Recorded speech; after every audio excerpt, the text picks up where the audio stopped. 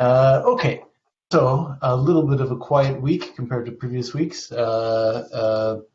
Quincy freeze has happened. I think people are still trying to get some things in, but a little bit less movement for PRs on the performance front. Uh, Ronan has a PR related to Scrub that he emailed me about earlier this week, specifically basically just changing some of the uh, kind of chunking that happens for this, if I remember correctly. Um, we don't. Yeah, the chunk size. Oh, good, Chunks. Ronan, you're here. I didn't see you. Sorry. Go ahead. You talk. Okay, the basic idea is simple. There is a configuration parameter, actually two, that set the size of the chunks we are using when scrubbing. For each chunk, we are requesting the maps, the scrub maps for this chunk from the secondaries, from the replicas. Now the chunk size is currently by default 25, which is very small when considering a PG that might include millions of objects. We have an example of 1.5 million.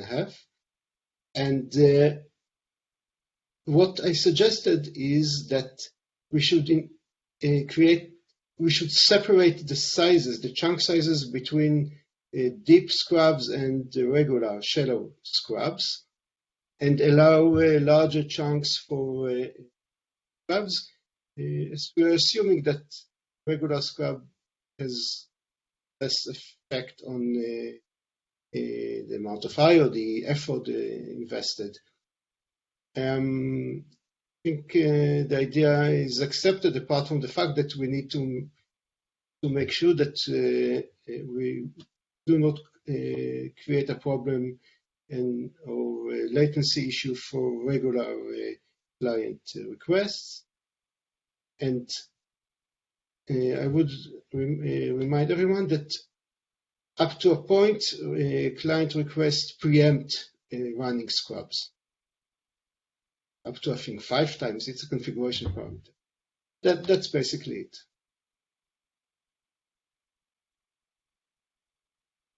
Ronan, I know that PR for adding scrub testing to CBT is pretty big, but did you look at it over it at all? Does it look like it would be helpful for you for testing? Probably yes. I read it once. There's a lot there that I do not get. I don't have experience with CBT. Okay. So I'll have to reread it and understand. Take me a few more days to get I can help you with that, Ronan. Good, thanks. I was hoping for that. And yeah, Ronan, oh, sorry, go ahead. No, that's it. I was just going to offer help too. I think you can probably help him more than I can at this point, since you know that code much better than I do. But maybe as a part of this, we can get that merged, which is very much my fault. I'm sorry. But it sounds like it's a very useful PR. So maybe this is a good test case to actually do that. Yeah, I had actually opened it in draft state because I had been making a lot of changes to it, but I also wanted to share it with Sridhar to show him the way I was testing Scrub. But I think now I can raise an actual PR because that's what we've been using for QoS testing, and it does what Ronan wants to do, run Scrub with client IO, and maybe we can see what stats he needs and work with that. That sounds great.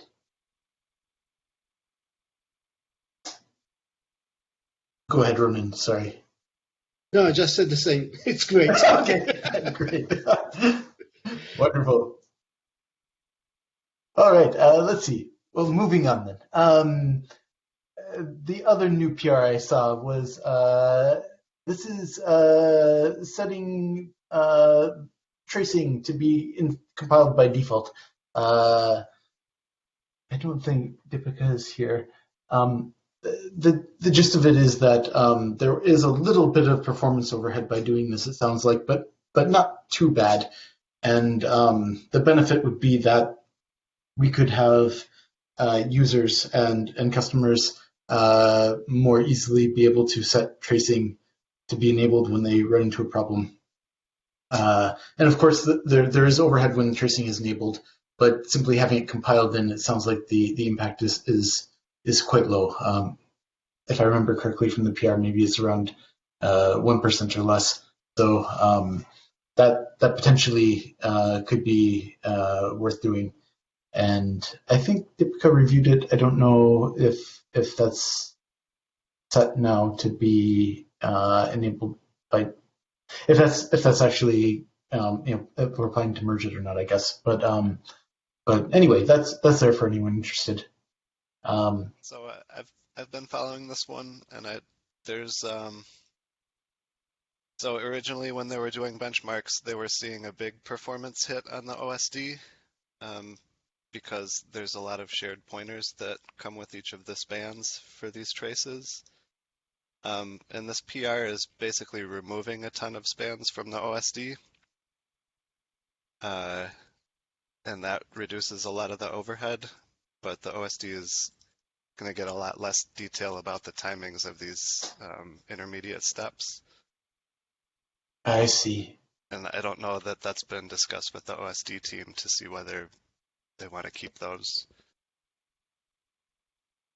When you say a lot less detail, like how much are you talking, Casey? Uh, I don't know exactly how many subspans there were initially. It might have been like 20 or a dozen maybe. And now I think there's just one or two.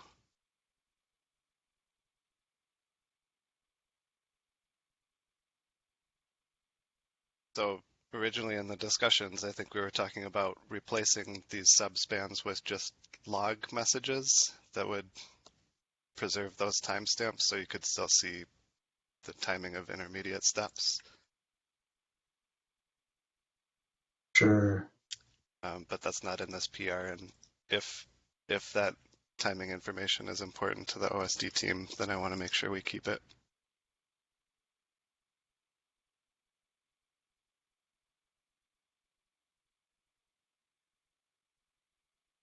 I confess I haven't looked closely enough to know, I guess, how the exact context of like what it looks like before and after that's changed. Um, Josh or Neha or anyone else in core, do you have strong opinions about this? I haven't looked at this PR as closely myself, so not yet. Okay. Yeah, I think in the short term, I think it's okay to get rid of some of those, but we probably want those back in the longer term. I guess there's kind of two audiences that the PR is targeting, and I think Yuval is mainly focusing on traces that make sense from the user perspective. But for developers' perspective and being able to like profile things and pinpoint where things are going wrong, we're going to definitely want more than two bands in the OSD. So, and we'll have to figure that out in the future. But for the short term, I think it's okay if we reduce that just to get tracing it into users' hands. Because today it's not even compiled in by default. Okay, yeah. How ugly would it look if we made that a compile time directive? The number of spans, that is. It wouldn't be the end of the world. I think ideally in the future all this would be configurable at runtime, similar to the debug system. So you could kind of set the level of tracing that you want in some way. Okay. But I think there's a lot of work to the tracing system to make that possible. Because the C++ libraries for this stuff are kind of very basic in their support of this kind of thing. Okay. And you think we could do that? We could have variable span without introducing any additional compile time overhead? Or not compile, sorry, runtime overhead. Runtime. Yeah, that'd be the hope. Yeah. I think Yuval's been discussing with the upstream libraries about how to get rid of the shared pointer piece. I think that if that's eliminated in the interface, it wouldn't matter how many spans we had at compile time or at runtime.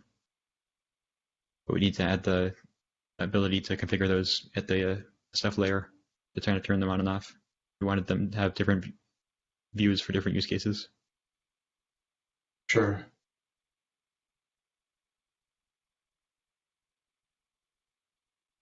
Well, neat. I mean, it's exciting, right? Because having good tracing and stuff would be we've talked about it for years, so this is this is good. Absolutely. I think just getting it able to be built and deployed, which is what this is targeting, is a massive step forward. Cool. All right. Well, sounds like we're making progress at the very least on it. That's really good. So nothing closed this week that I saw. Please let me know if I missed it, but I didn't see anything performance related anyway. Updated though. It looks like this PR run that you reviewed around using thread local pointer variables to save the shard, that's now in Whitbury testing. So I think you had approved that previously, I think. Any other comments on that one? No, I wasn't sure how important it is, but yeah, it's working. But I wasn't sure what effect, how much of effect it would have. It makes sense. Nothing. I can say nothing more than that. Sure. All right. Let's see. Radix PR for introducing huge page-based read buffers. I don't think Radix here. I think it's merged already. Oh, it merged. Oh, very good. I must have just missed that. Let me take a look here. Oh, good. And then I can add one to the closed list. Yep, there it is. I see it way up there. In fact, that merged last week. I should have had that in the list. There's just lots of discussion afterwards, which is probably why I missed it. So are we okay on FreeBSD then? Does that mean? So, well, I recall they found some issues with FreeBSD, and there is a follow-up PR to fix that, which approved, but probably it's not merged yet. Sure. Okay, I'm gonna just quick up into the.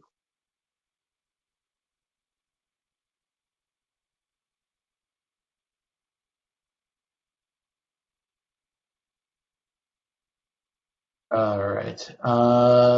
Next, this actually probably should be no movement. This first pass at OMatch bench test. Neha, I apologize. It's still just sitting on the back burner, but No worries. I know there are lots of other things. Yeah. Having said that, it's actually something that would have been really nice right now for Quincy testing. I'm really tempted to actually go through and run it anyway, like just apply the PR and then run it for all these tests. Yeah, maybe commit it for R. So the next time when you're doing the same kind of benchmarking, we have this in place. Yeah. I still, if we make it generic for existing OSDs, it's just going to have to look really, really different than it looks now. Whereas we could just separate this off into like a separate G-test tool or something like that looks very similar to what we've got right now, and then just have it there. We could even pretty easily backport it all the way to Nautilus if that were the case. Well, anyway, not something to worry about at the moment. Next. I think, Igor, I saw that your optimized PG removal PR had an update this week. Is that right?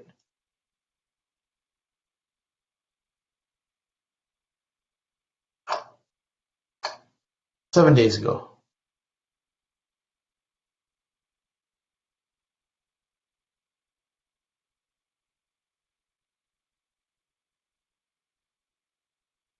I don't hear you talking if you're trying to. Yeah, sorry. Well, so yeah, it looks like it's ready for review, so I'm calling for reviewers.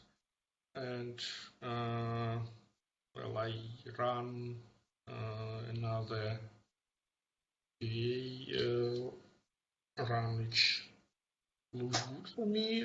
Just a few dead jobs which I'm double checking because they are unrelated. So yeah, at this point I don't see any implementation issues with that, so just a more massive.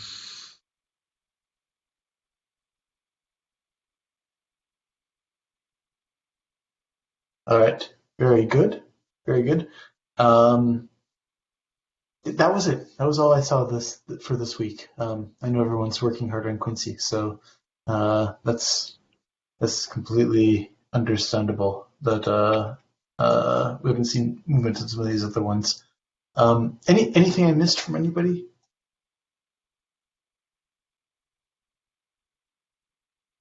All right. If not, then the discussion topic I have for this week, I put it in the Etherpad. So feel free to take a look here. But the gist of it is that we are trying to do some testing for Quincy on our. We have a fairly decent number of AMD Rome nodes now in house.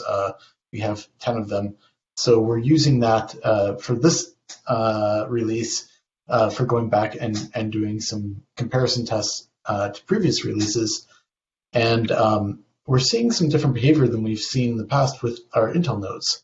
For reference, I put a link to some of our previous tests on our Officinalis nodes, where we're seeing really consistent improvement, kind of going from Nautilus to Octopus to, at that time, Master, which was kind of the movement towards Pacific. This is it's a little complicated because we're also looking at 1 versus 2 OSDs per device on these tests. That was requested at the time, but nevertheless, we're seeing general improvement here for the most part. On some of the new testing that I've just been doing on our AMD nodes, our newer AMD nodes, it's sometimes we're seeing improvement, and in some cases we're seeing what appears to be fairly significant regressions going to Octopus and Pacific. I was saying in the core meeting that depending on how you look at this is good news or bad news. We've seen some reports on the mailing list of people saying that Pacific was slower for them than Nautilus, and we were not able to reproduce it in-house on our Intel machines. And in fact, this has been kind of the case in both on Officinalis on our test cluster, along with tests that have been done by the DFG workload team and other folks. So maybe the good news here is that maybe this is now allowing us to reproduce some of this, so we can go back and figure out what it was that did this. Is sidetracking us a little bit from the Quincy testing, which is what the real purpose of all of this was. But it's never too late to go back and figure out what you might have done wrong. So hopefully this will help us understand if maybe there are some significant differences between these two different test platforms that we now have access to. Probably before I dig back into this, I'll run some initial tests on the Quincy freeze just to see how we're comparing. I suspect that in some of these tests we're going to look better due to Gabby's work on reducing the amount of data that we store in RocksDB. That seemed to be a pretty big win on in the right path, especially for small random writes. And that's one of those cases where we did see some regression, specifically going from Nautilus to Octopus on this platform. So we'll see what happens there. But in any event, I wanted to share this with folks so that they could see, kind of what I'm seeing on the ground right now. It's possible that this could change dramatically over the course of the next week or two as I try to dig into what's going on. But that's kind of what I'm seeing. Any questions on any of this?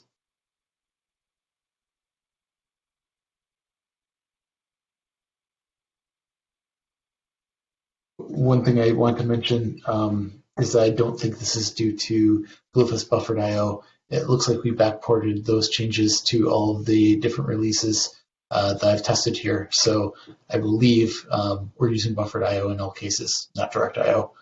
That was kind of my first thought when I saw this.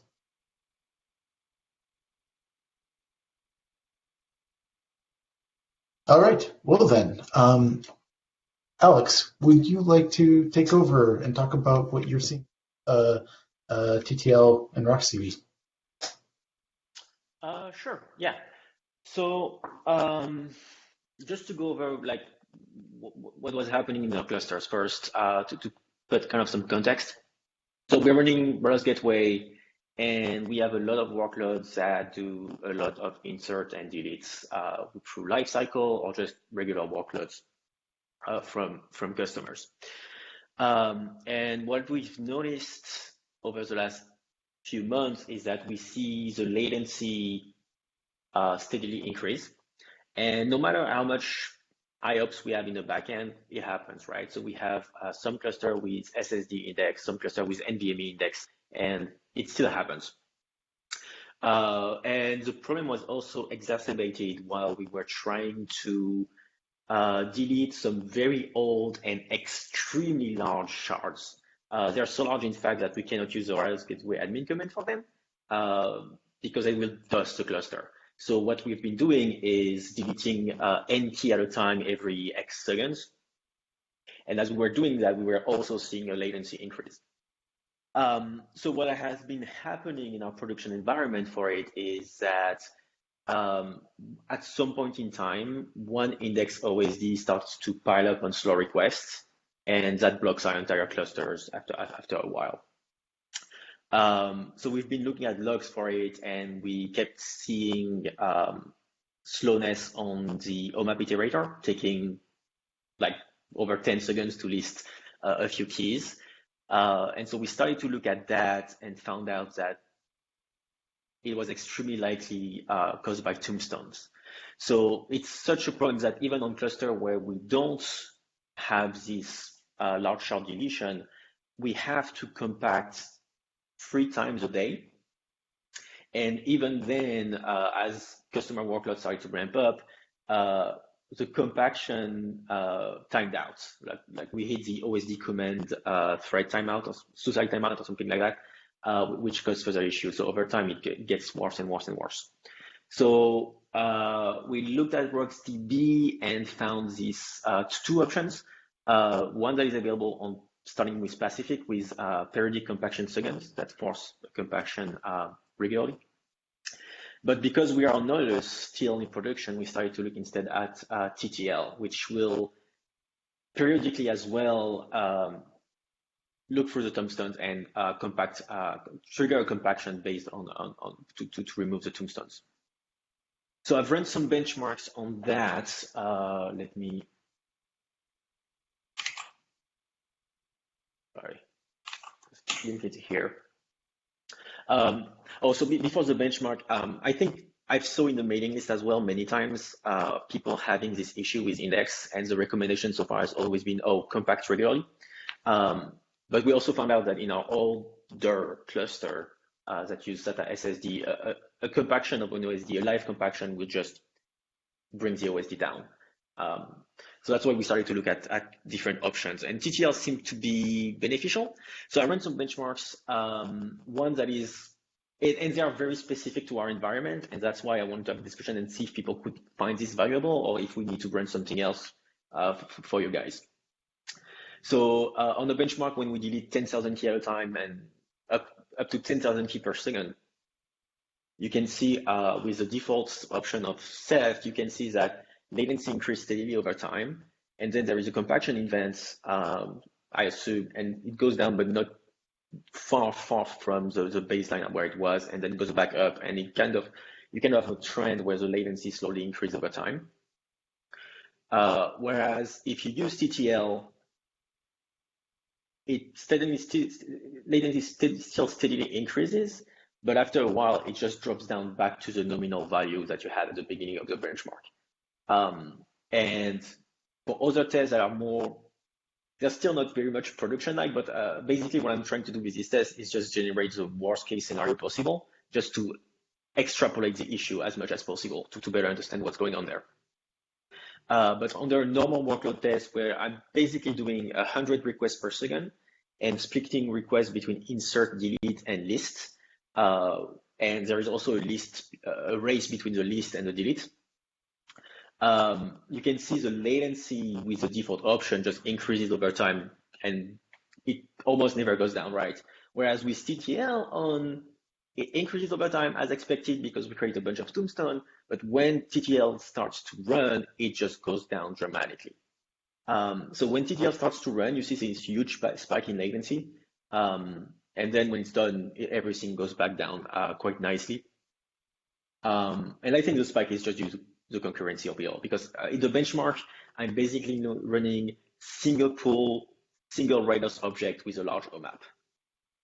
So yeah, pretty much worst case scenario. And so it's been beneficial for us in Index. I have a colleague, Josh Bergen, there who deployed it in production. We can talk about that as well. It's been very beneficial. We set it at, I think, 6 hours. I don't think it's going to be that beneficial for non-RGW workloads to set it at 6 hours. But I did notice that Pacific by default, well, the RocksDB version Pacific by default has it enabled at 30 days. So I don't know if that helps with pglog and all of that. Yeah, I mean, Josh, if you're here, I think it was, do you want to talk about production environment? Yeah, you can hear me, right? Yeah. Great, okay. Yeah, so we've been trying this in production. It's helped quite a bit. We actually did have some clusters that were NVMe index-based that we were running compaction regularly. They were stable enough to do compaction, but their compactions were starting to get up to like the 10-15 minute mark per run, and we're steadily increasing over time. So that just was not a sustainable approach. We actually tried TTL at 30 minutes to start with, and that worked fine, but the biggest downside we've had from TTL so far is the write amp, which is not surprising. That's basically what the RocksDB docs warn about, is that your write amp goes up. And with like a 30-minute TTL, our write amp was such that it would probably torch an SSD in about 3 years, just due to drive writes per day. So dropping that down from 30 minutes to 6 hours reduced the write amp by about a factor of 5. So that's tons of headroom there at that point. And it's actually been really stable too. On our SSDs, it probably took, on some of our bigger indexes, it probably took about 2 hours no, I want to say more, 3 or 4 hours for TTL to actually clean up the database of all the stuff that was accumulating over the years that it's been running. And when it did that, there are several cases where we've seen latencies go down for index operations. But I guess the more important thing is, and this is something we're going to be learning soon, some of our big deletion operations, cleanup operations, are they going to be better?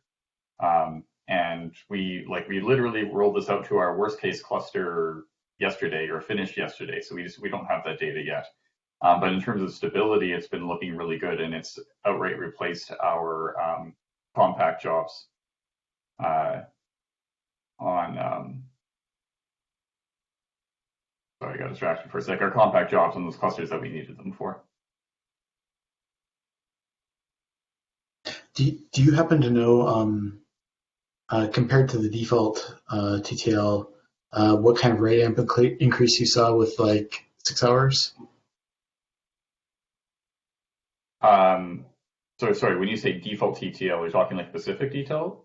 Yeah, I guess that's what I was thinking, but or even whatever you've measured. What is did changing that increase your right amp and like? It absolutely did, and so I actually don't have the number for like no TTL versus TTL, what the right amp looks like, but it Okay. definitely increased it significantly. Like basically, the drives were sitting at 0.01 drives rate per day.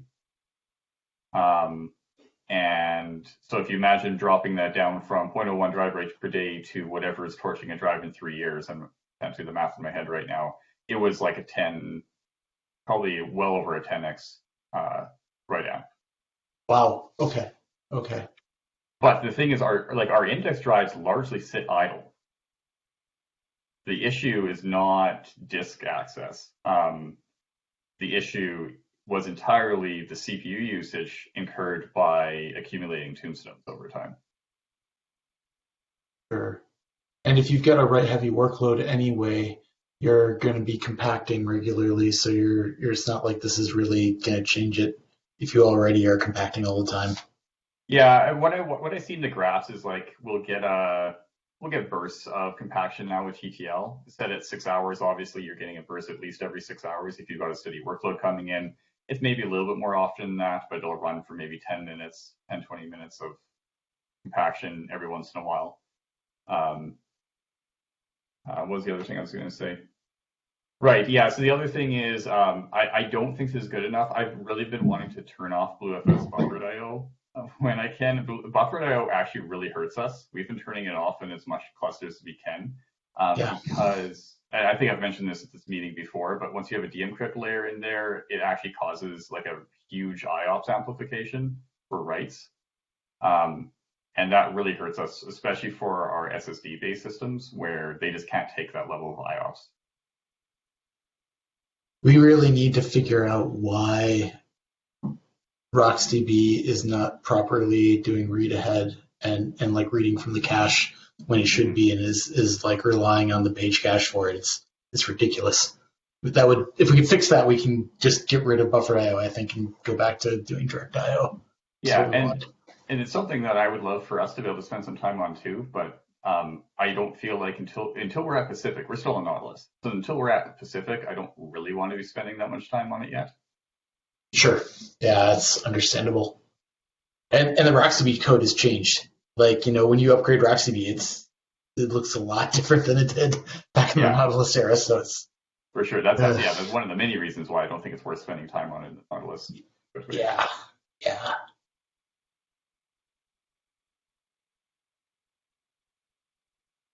Well, hey, this is fantastic. This is really, really good. This is the kind of stuff that like we don't see as often, right? Because we don't have the kinds of clusters that you guys do. So it's really this is excellent. I think the trick will be figuring out what the right balance by default is of doing regular compactions like this versus right amp versus what makes sense for people, but certainly more so than what we have right now. Sounds like it's very reasonable. Or faster time to live. And it's so workload dependent, right? I mean, we like Alex said, we do have workloads that are just so like delete and replace heavy that this makes a big difference. We saw disk usage drop by 10 to 20% when we turn this setting on. So that tells you how much redundant data there is or undeleted data there is sitting in our databases, right? Not everybody's going to have a workload like that. If your workload is write once, read many, you're not going to benefit from TTL at all. The write amp's going to hurt you, right? Yeah, exactly. Yeah. But then we've had workloads where the workload from like a normal customer workload, because of their pattern, their list performance just gets brutal because they get into this cycle. And the thing is, RocksDB is only compacting away tombstones when it has to, when a level is full or whatever, right? And if they're not deleting enough, maybe the files that hold their tombstones aren't even getting attention. It could be other files that are actually being the ones being compacted. So something like this at least tells us a guarantee no tombstone is going to last longer than 6 hours. 6 hours is probably too aggressive for standard workloads. Because like if you don't actually see symptoms for like a few days, you could run with like a 1-day TTL or even a 3-day TTL or whatever, right? It doesn't have to be 6 hours. Just for some of the things that we want to do on these indexes, 6 hours is what made sense for us. I'd love to do it at 30 minutes, but like I said, the right amp is just way too high. Yeah. When we were saying really, really bad behavior with the like bulk delete stuff a while ago, I think Igor, we had talked about even like trying to do compaction on like on iteration, right? Like you iterate over stuff and maybe you or delete stuff, right? Maybe on the some number of ops you end up going back and doing compaction rather than based on the amount of data that you have waiting to compact. But I don't know if that makes more sense than just doing like a TL type thing. You know, Yeah, one of the things that Alex and then one of our colleagues, Matt Van der Meulen, looked into a little bit is there are RocksDB calls for saying like compact over a range, or if you do a deletion, I can't remember how it works. It's something like if you do a deletion over a range, you can tell it to like compact all the way through all the levels down or something like that. okay. But when I've done like very minimal research on it, and I think Matt did some research on it as well, it was a little bit unclear how well it actually worked in practice. It didn't sound as much of a guarantee as you think it might be. And the issue is that your client has to somehow give that hint. And that's not always possible because it's not like RGW is like reaching into the internals of RocksDB on the index OSDs, right? And so I think it gets really complicated Yeah. to try to do stuff like that. This is one of those like dark alleys of RocksDB that no one wants to talk about too much, and like no one really understands what the current like status is. Yeah. Yeah, so one thing that's not clear, like Alex said, in the Nautilus RocksDB, there's just a TTL setting. In the Pacific RocksDB, they've made some changes to improve the TTL setting, but they've also added I think it's called periodic compaction or something like that. And Yeah. it's not entirely clear to me what the difference is. At first, Alex and I both thought that basically periodic compaction was literally compact everything all the time. But in practice, what I'm seeing from TTL is that basically it just pushes everything down to the bottom level every 6 hours. So I don't know if periodic compaction is actually just running a filter and then decides on whether or not it should compact a file. And if that's true, maybe it has less write app. I have a hard time from the documentation predicting what RocksDB settings are going to do. So we also need to like try it and see what happens. Yeah. Yeah. You guys might frankly be more experts on this than anyone. I mean, like Adam and I have tried to kind of look into some, but not a ton. And you know, already you're teasing out details here that I think you know we don't necessarily have any more expertise on. So you know, absolutely come and report what you find because this is really good. Mark, I want to raise a point. We worked with a startup called SpeeDB, which currently they provide RocksDB drop-in replacement. They promise to open source this. Yeah. And during our work, they showed on RocksDB a benchmark, tremendous improvement, but when we put it into Ceph, we saw that it didn't help us because it wasn't the bottleneck in what we were doing, but they had like 10x performance improvement in RocksDB, doing just RocksDB benchmarks. Could be that this is a case where such a thing could help because it's not, you know, because when they become the bottleneck. We just couldn't find a real test case. We tried a real use case where we said where the bottleneck and their improvement actually made a difference. Maybe it is a case where we have something in RocksDB that could be improved by taking the RocksDB side and not our usage of RocksDB. I talked to those guys just a little bit. Adam did most of the work talking to them and working with them. I know. Yeah. I don't remember hearing when I talked to them that this was something that they had tackled, you know, as a big performance bottleneck compared to, you know, typical RocksDB, specifically looking at the compaction behavior and performance of tombstones under cases where you have a lot of accumulated junk. I agree. I talked to them a lot, but I don't. Oh, did you? Okay, good. Yeah, I don't know whether I talked to them, and Miss Adam coordinated the work on this. I don't know. I don't have a clue whether they tackle this problem. I know that they claim that they reduce their write amplification significantly. So if one of the problems here is write amplifications because of what we are doing, they claim that they have significant improvement in this. Again, if it's a good use case that we are sure that RocksDB becomes a bottleneck here, it may be worth talking with them again and trying to figure out what's going on. It's just an idea.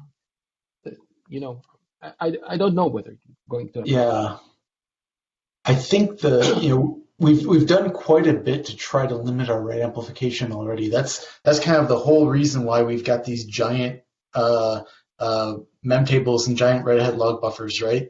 There's always this desire to make them smaller, which I completely understand and agree with, except for the fact that because of the way the PG log works, we end up with all of this temporary data that gets moved into level 0 and moved into the database if you have very small buffers. So we've kind of gone about as extreme as we can in this direction of trying to reduce write amplification. And now it's kind of the question of, well, how much do we bring back to make the behavior nice? If they can showcase that they can introduce all of these nice behaviors that we want while keeping the write amplification low, that is valuable. But that's the big question.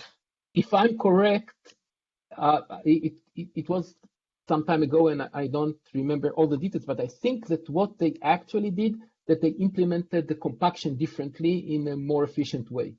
So just from the sound of what's going on, because I didn't fully understand the exact problem that Josh and Alex explained, but just from the sound here, it seems like it touches the same points. But we tried it in the past. We were sure, according to the RocksDB benchmark, that it's going to be a win, and it was nothing. We couldn't even see any impact. But maybe it's worth a trial. One problem is that what at least what I'm not updated. They promised and they contact us because they want to open the source and to see the model for this. And I'm not sure about the current status of this.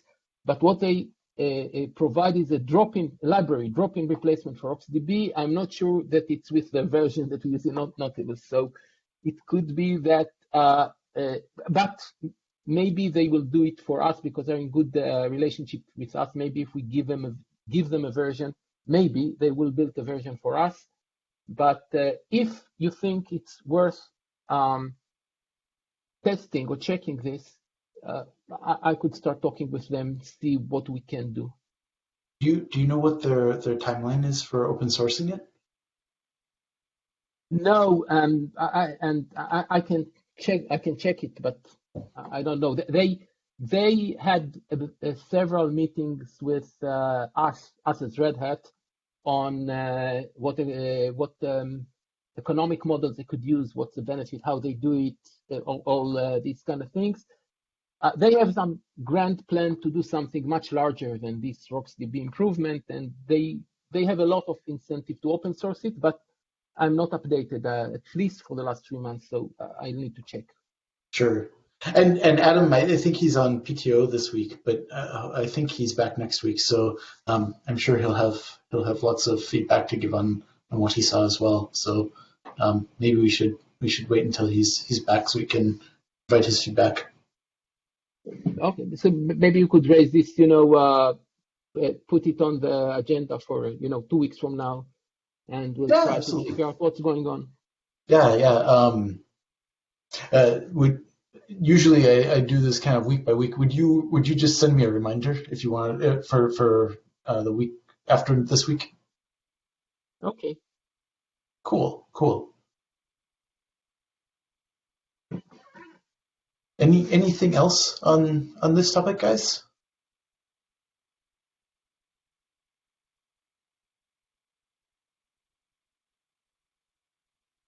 All right.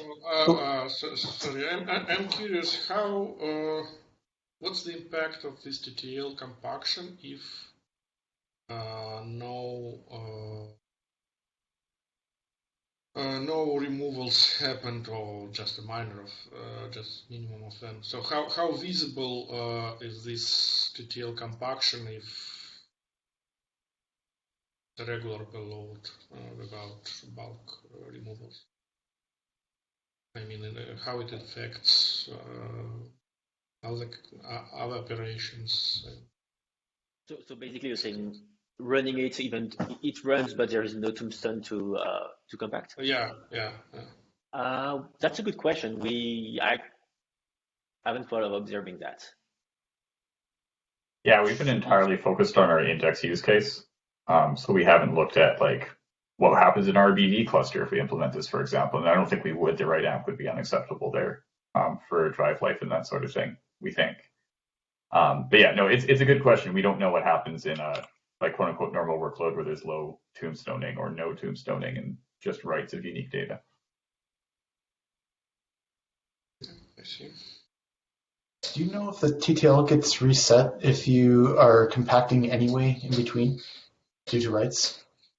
Yes, like my very rough understanding from the docs, and again, I don't know how much I trust the docs versus like digging into the code, but basically when a file gets written in a level that's not the bottom level, it gets a timestamp, and then the TTL is just like a periodic check of that timestamp. So if you compact anyways, like if the file gets shoved down a level or something like that, then it's likely that timestamp would change and it's not going to get TTLs. Now, like I said, almost everything seems to end up in the bottom level. So what I don't know, like the big question in my head is the timestamp when that file came into existence, or is the timestamp when that file was last updated in some way, right? Because that's a fairly critical difference. Yes, absolutely. Yeah. And I don't know that yet. I don't know if I would be able to know that without digging into code significantly or coming up with very specific experiments to expose that behavior. Yeah, I've dug through the RockCB code a fair amount. I'm trying to think of where to look for that. Might not be too hard to figure out what it's doing. Yeah, Probably not. I think Alex started to look at it, but we didn't look at it in detail.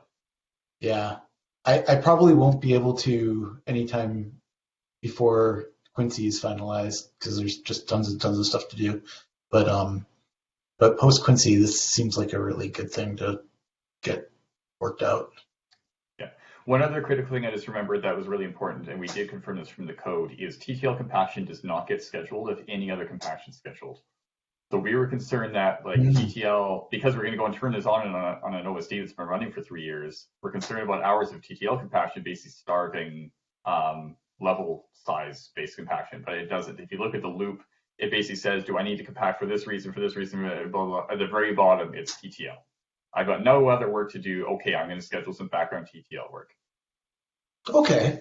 Yeah, so that was pretty important to us because otherwise it could get us into some pretty big trouble. Yeah.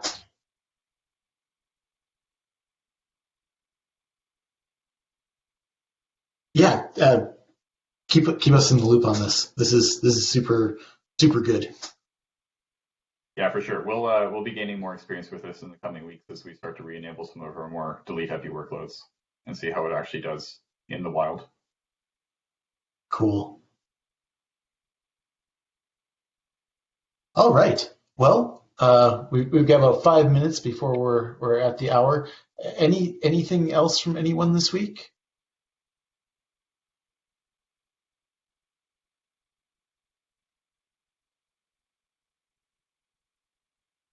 All right. Well then, have an excellent week, everyone.